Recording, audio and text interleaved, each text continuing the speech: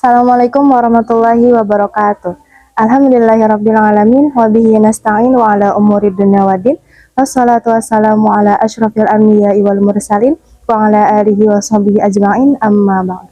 Teman-teman, di sini pernah nggak sih yang niat awalnya megang HP cuma 5 menit, tiba-tiba 1 jam, tiba-tiba 5 jam, bahkan tiba-tiba 24 jam. Kita sering banget lupa waktu untuk pegang HP.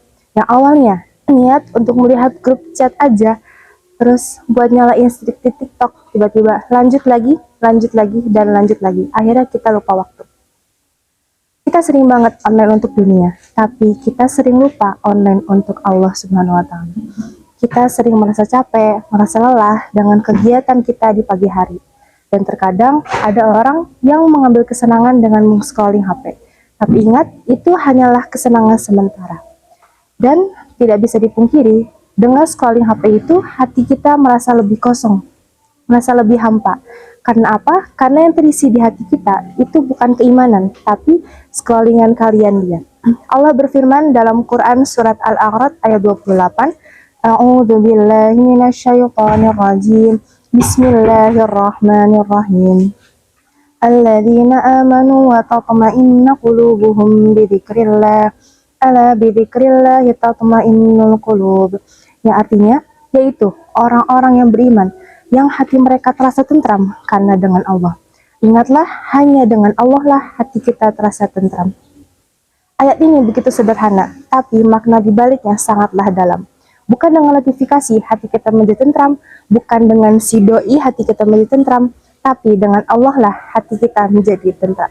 Ramadan ini juga menjadi bukti dari ayat yang saya barusan baca.